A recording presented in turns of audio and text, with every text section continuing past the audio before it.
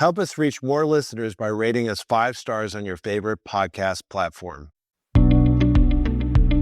Welcome to From Where I Sit. I'm your host, Tom McGee, President and CEO of ICSC, the preeminent membership organization serving the commercial real estate and retail industries. Each episode, I'll be joined by top experts to explore the trends impacting communities and commerce and the spaces where people shop, dine, work, play, and gather. I'm excited to introduce Phil Wahba, a senior writer at Fortune, to the latest episode of From Where I Sit. Follow years on the retail beat with award-winning coverage highlighting everything from big box retailers and profiles on the top retail executives to deep dives in department stores and developments. Phil now focuses on how executives at the world's top brands are approaching leadership and business strategy. So I look forward to our conversation, Phil. We've known each other for years, and welcome to the show. Thank you very much, Tom. Good to be here. We had a brief conversation just before we began the podcast about retail and people's level of interest in retail and the retail industry. It's something that everyone has a viewpoint, interacts with, et cetera. You have had a particularly interesting seat for a number of years, being a leading voice in the retail industry as a journalist. Just talk a little bit about how you've seen retail evolve since you began as a retail beat reporter to where it is today, because it's been quite a journey. Maybe summarize how you see that evolution taking place. I think retail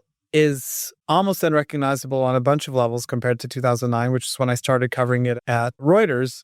E-commerce, there's less consumer loyalty than there was. There's more choice. 2009 was tough economically, and there are always ups and downs. But I think in some ways, some things haven't changed at all. A brand can't thrive unless it makes clear to shoppers what it stands for, what it's there for, how it's different from others.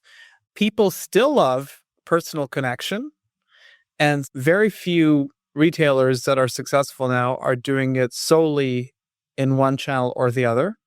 I would say I think young people like in-store shopping much more than they're given credit for. I really believe that.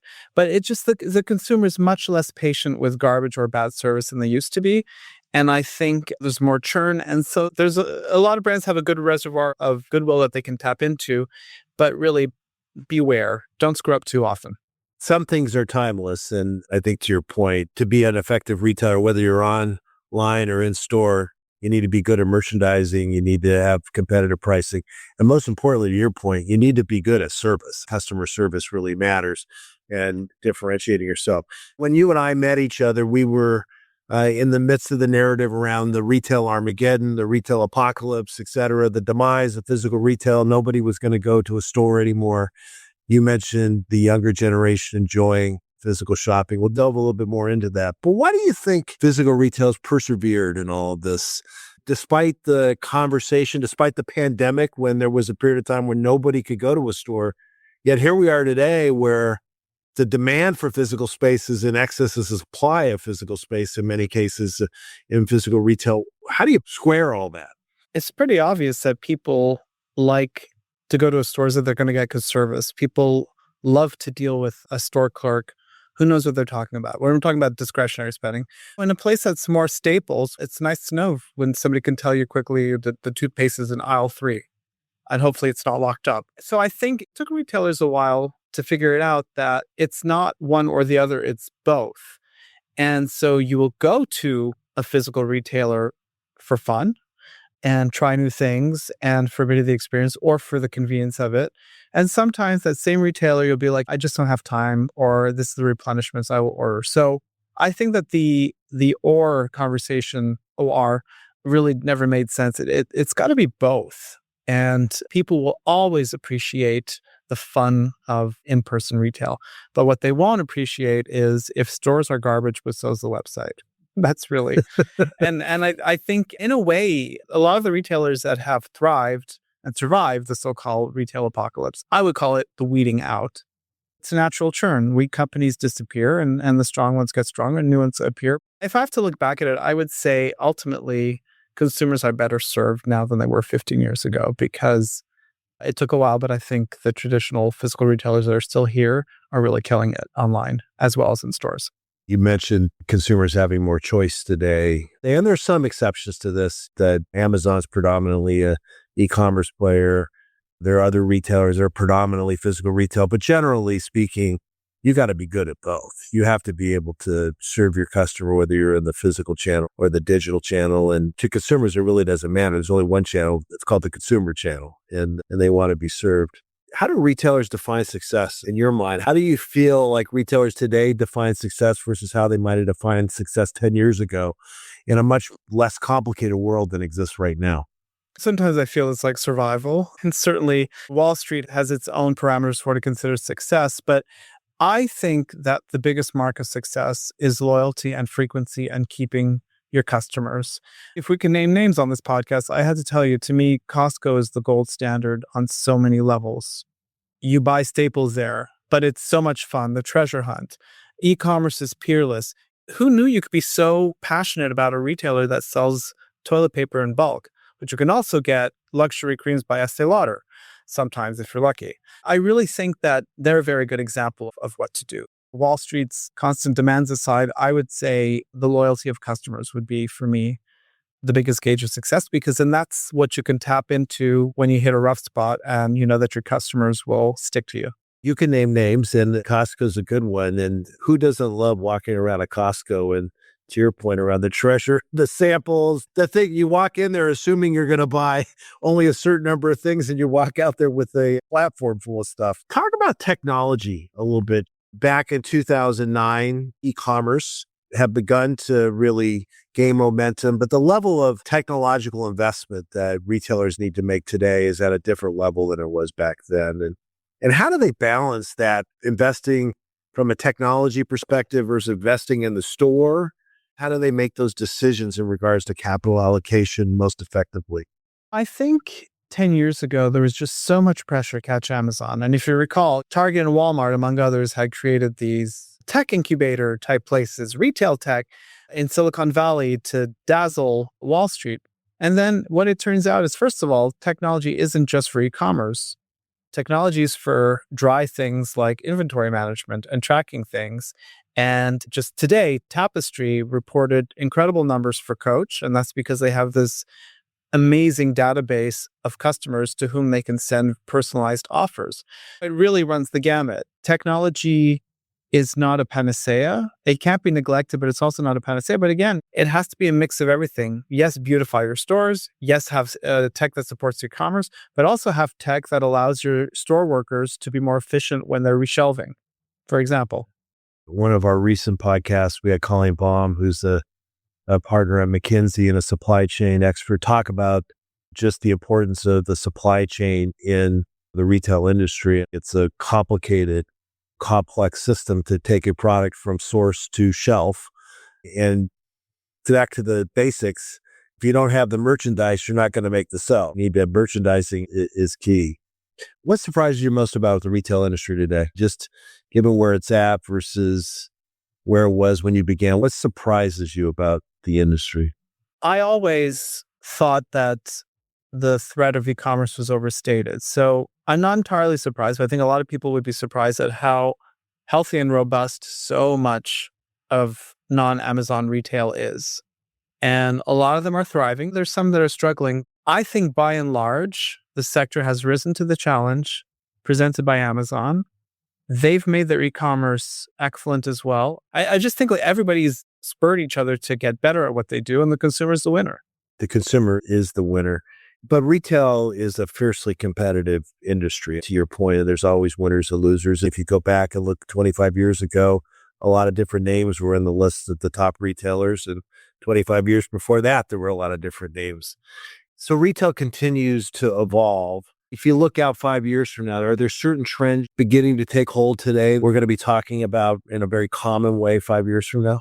I certainly think the role of AI in searching for product, and I think there will be more changes to how people do research for products. But I also think that who knows where all this technology is going. People are people. There's always going to have people coming to the store and browsing and looking with their eyes and seeing things. What I hope, also this would be good for the environment, is I do hope that companies will improve. It's been a goal for a long time, but improve demand forecasting and having a better handle on how much to order and how much to produce, and that lead times will shrink. A lot of retailers are trying to do that for a competitive advantage, but I think it would also be good for the environment.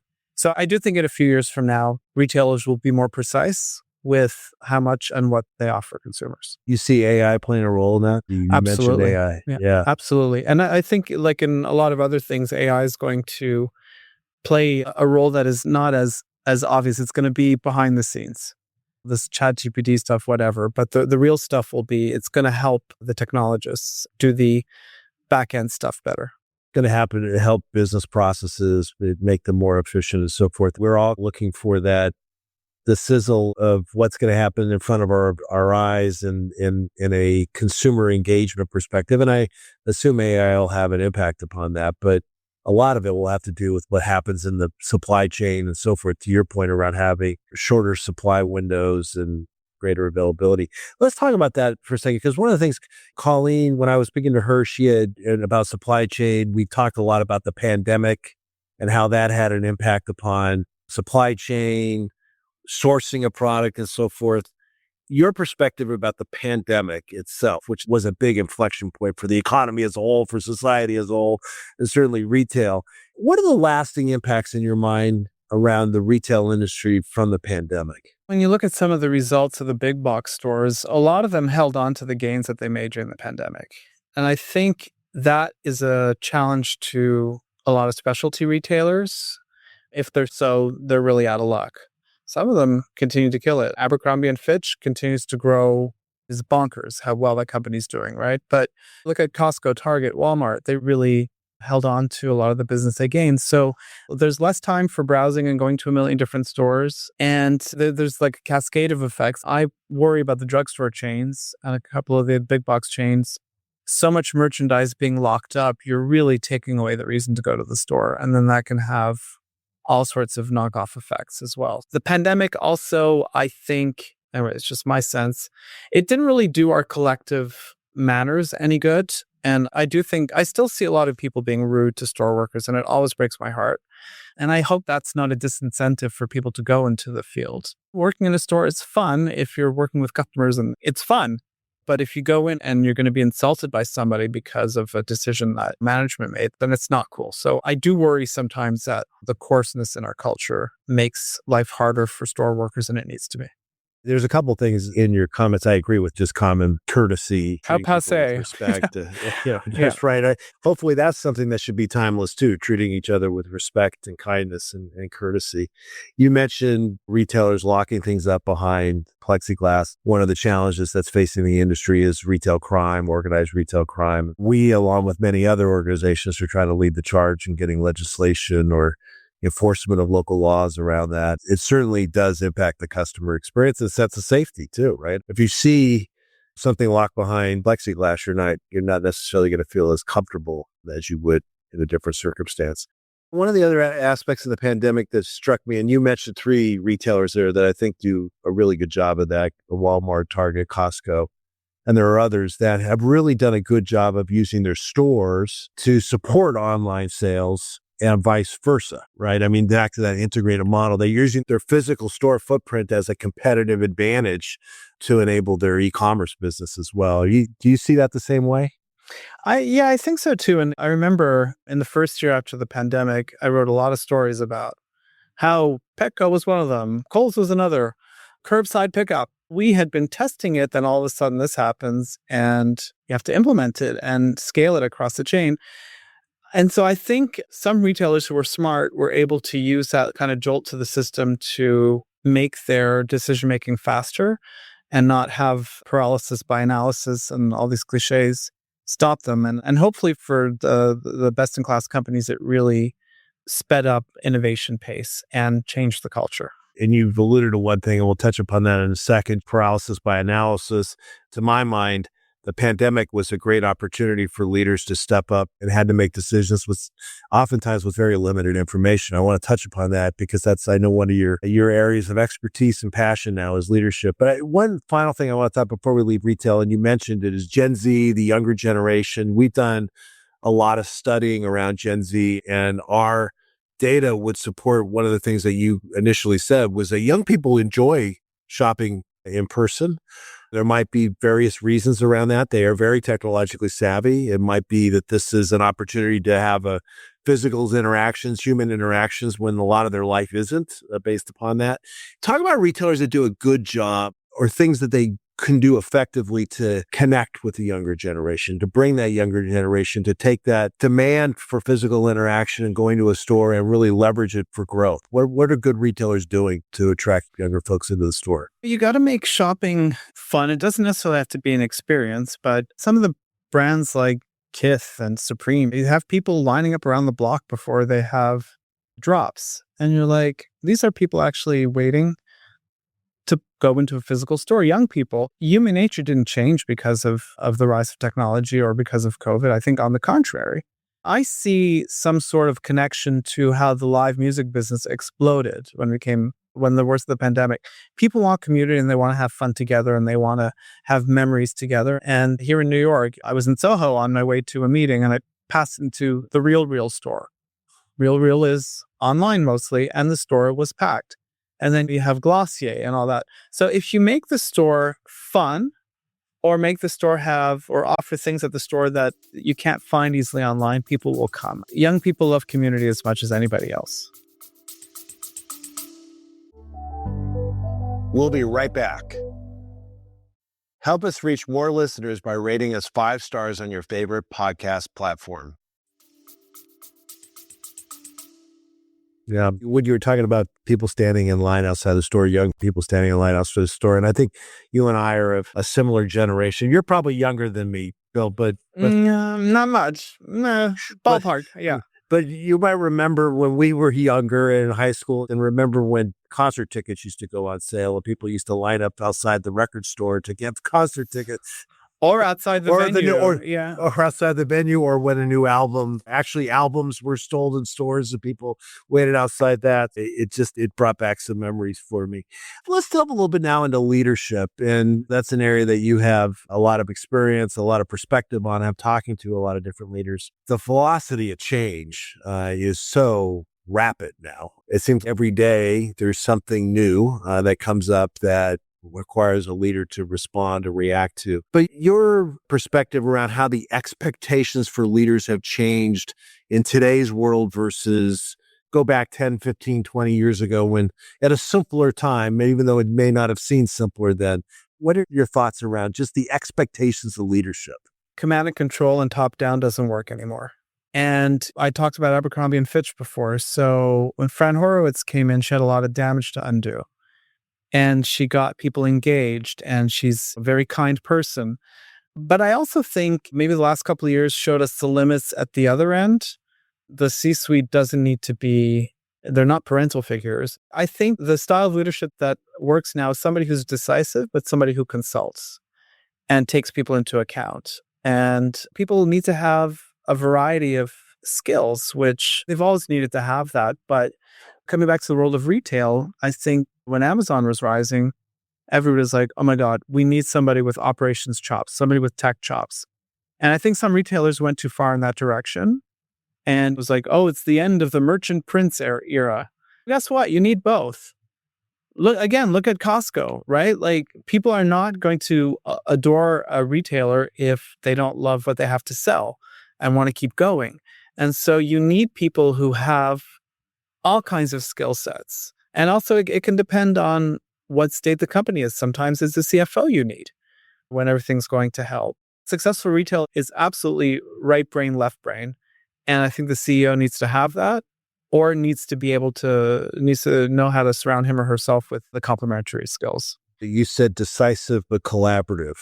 I think that's a really good description. It's tough to walk that line, because when do you transition from the collaborative stage to the decisive stage? Let's delve into that a little bit deeper. Just as leaders come from different backgrounds, different experiences, everybody who sits in the C-suite or the CEO role didn't necessarily come up the same kind of pathway. But are there characteristics of the leaders that you've spoken to that they've had some similarities in the types of challenges or the types of roles that they've had to fill that prepared them to be successful in that corner office? You need a mix of skills. So yes, you need some operations, you need some finance wizardry, you need merchandising. But I will say some of it, though, is personality traits. And I think we're in an era where being a showboat is really antithetical to succeeding. I'm going to put one CEO on the spot because last year I got the chance to profile him. Doug McMillon at Walmart. He runs the biggest company in the world, complex, been very successful, and he is the polar opposite of a showboat and very kind with people. Lesser people could have been arrogant with that kind of success. And I think that's a very important personality trait because the reality of it is that retail is disproportionately labor intensive. When you think of the headcounts in these companies in relation to the revenue compared to other industries like tech, you need to have buy-in from your tens or hundreds of thousands of workers. And I think being a showboat or making it about you does not work. It's a bit of a cliche, but I do think that a successful CEO in retail, but everywhere now, needs to have a higher EQ than they might have half a generation ago even. In Doug's case, he's setting a great example for his employees, treating his employees with respect and courtesy, which we talked about earlier as a timeless value, but also demonstrating how he would like them to treat their customers as well, I would imagine. The one thing I'm fascinated with is which retailers got pulled into the culture wars and which didn't. And I think if your CEO is not a showboat and just kind of, it's show don't tell, then they got spared. But I think if you saw a few CEOs, I won't say who, but some of them could be a little bit more visible than they needed to be. And then they got caught in the crosshairs of the cultural discussions in this country. And I think it's, again, show don't tell. Show your employees the way you run the business is ethical and inclusive, and you don't need to shout it on the, do you know what I mean? Actions speak louder than words. I was going to say that let actions speak louder than words. To that point around action, and as I know you agree, there's the velocity of change is so rapid and significant now because of technology and a whole host of things. But there seemed to be the world pre-pandemic, and now there's the post-pandemic world. And the pandemic was right in the middle of that period of time. And some leaders did a really good job of navigating through uncharted territory because we hadn't had a pandemic in over 100 years. And some were more challenged during that period of time in navigating it. Were there certain characteristics about leaders that did a good job in the pandemic of leading their company, leading their people, of maintaining a level of balance and to some degree success during it versus those that maybe didn't do as good of a job? I think consistency in messaging and doing something that is seen as caring and helpful to employees. These people were frontline. A lot of us were a little bored and isolated at home, but at least we weren't in public hoping that wasn't the day where we get COVID or that wasn't the day where we get screamed at by somebody who had to wear a mask and didn't want to. So I think consistency in what was told to employees was very important, very successful. And I also think a lot of that also stayed in people's minds, the consumers' minds, companies that had shown care for employees and for them. Again, Costco is an example, but outside of retail, if you remember, Delta kept its middle seats empty the longest of any major airline. And for a lot of people, that in their mind meant, oh, yeah, that's the airline that cared about safety. And I would argue that it's something that is benefiting them to this day. So I do think like in the darkest days, yeah, everybody wants to get out of the abyss, but you have to take a long-term view and your employees are the most important thing you have. I kind of laugh when they say these on these earnings calls, but you don't get anywhere without employees that are satisfied and engaged and care. Employees make the engine go. They are the ultimate brand ambassadors.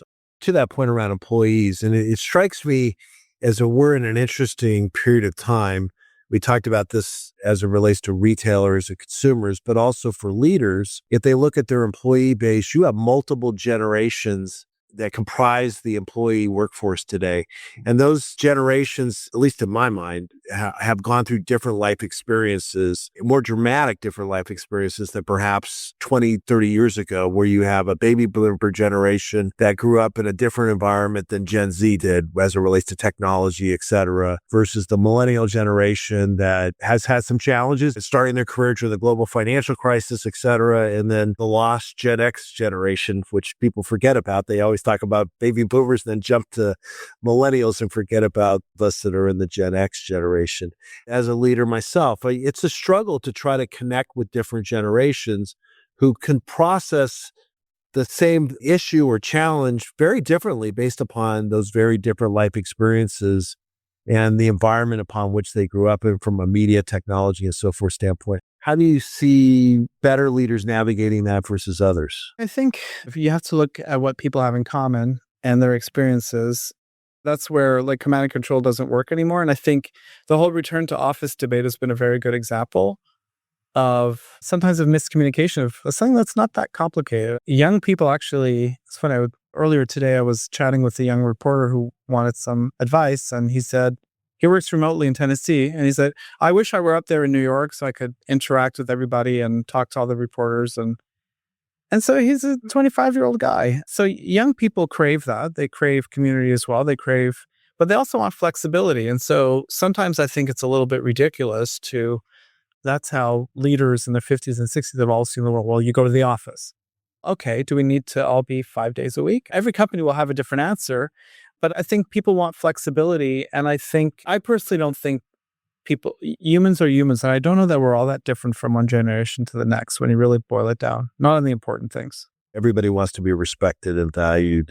And you listen to you speak, it dawned on me the phrase omni-channel again. And in some respects, the work environment is having an omni-channel moment, right? It's not really just working remotely, and it's not necessarily just working in the office. It's both. You need to be able to offer it depending upon the circumstances effectively in both cases. I want to delve a little bit about Gen Z. I'm a big fan of the Gen Z generation. I am biased. I have two wonderful Gen Z daughters, and I see them and their friends as incredibly hardworking, incredibly conscientious, super socially conscious, but also ambitious. They want the same types of things that previous generations did, but they may go about it a little bit differently. And when you talk to leaders about working with multiple generations, any observations about that particular generation, Gen Z, who is really rising into the workforce today, and I think having a big and positive impact upon work culture? Any observations about them in particular? Well, just like everybody before them, they want to succeed. Their way of going about it is differently. But I think they also crave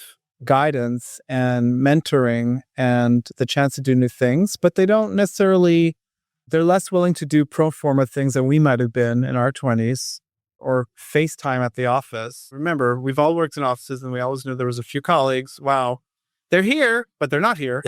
So I think, again, to go back to my earlier point, human nature hasn't changed. And it's a bit of my pet peeve when the whole discussion again around return to office, oh, kids today, they don't want to work. And I remember specifically hearing that being said about my generation in my 20s. Sure. It's the circle of life, my generation, the song by The Who, whatever you want to call it. But it's a classic thing for people to complain about young people. I totally agree with that. I think that's just what happens in the circle of life, and people do that. I think this young generation is remarkable, and I think they have so much to offer. Another one of my pet peeves, nothing to do with retail. I'm not a Swiftie. I'm just not. But to see this woman filling stadiums with live music and all these young people going bananas to go see her, I'm like, some of my peers, dudes in their 50s, like mocking it. I'm like, they're going to see live music, and isn't that what you all want? Is for people to enjoy live music and community and instruments that are being played. It's really funny because I won't go into the music I like, but I remember when I was in my 20s, my tastes were being widely mocked. I spare young people today. Anyway, all that to say, just we all have to respect what each generation is going through, where they're coming from, because everybody wants to work. Everybody wants to be honest. Everybody wants to prosper. Having two daughters of Gen Z age, they're Swifties, and she's a cultural phenomenon. I, like you, I totally respect what she's done and accomplished. I do think she's super talented. But a little overexposed now, right? I think that happens to every artist when they have their moment, but she's very talented. And I'm sure she'll be at the Super Bowl this upcoming weekend. Are we rooting for the Eagles on this podcast, or are we neutral? I probably should be neutral, but I'm going to say I had the privilege meeting Andy Reid and interviewing Andy Reid at our big ICSC Vegas conference a year and a half ago, and just thought he was exceptional. And I'm a huge Patrick Mahomes fan. I think he's a generational talent and a wonderful player. I think it would be amazing if the Chiefs won their third straight Super Bowl. There's a reason no team has done it, however. It's super, super hard. But being from the New York area, I'm not going to root for the Eagles. Let's talk a little bit about, in the moments we have left, and you've been in the media industry and journalism for a long time, and that industry has also gone through a lot of change, whether it's print journalism, television journalism, the rise of social media. Is the media industry having its own little moment, so to speak, and your perspective around that? I think about this a lot. And in fact, to my editor's annoyance, I do see a parallel with a lot of retail. Every media outlet has a brand, has a reputation. And I think the pressures in the last few years have led to the temptation that some fell into that temptation of putting out kind of garbagey stories that hurt your reputation, or they can be the temptation to do that. So I think a lot of media outlets back in the day, including Fortune, missed the shift to digital. Does that sound familiar? And then had to scramble and then finally lurched back and forth. But I would say, like in the case of Fortune, our bread and butter has always been in-depth analysis. And that's still what serves us best. And I think in a way, it's the commonality is if you remember what your brand proposition is and what people turn to you for, and you stick to it, you'll be okay. You can't wreck your brand or have part of your brand be trash and then the rest excellent and then expect people are going to not notice it. We've seen that with some of the affordable luxury brands that really went bonkers with the off-price, hoping people wouldn't notice. And then all of a sudden, to come back to Tapestry, Coach, it took them a few years, but they're absolutely 100% back to having their stellar reputation and brand image. But it would have been great not to damage in the first place. So that is my message to all media outlets.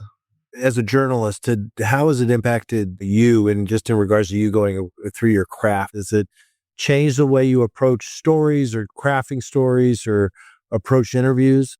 Yeah, I can't just be writing stories. Like I also had to be multimedia, and I also had to think of video and writing short stories and writing long stories. But the irony is that my in-depth stories always do much better traffic-wise and subscription generation-wise than a here today, gone tomorrow story.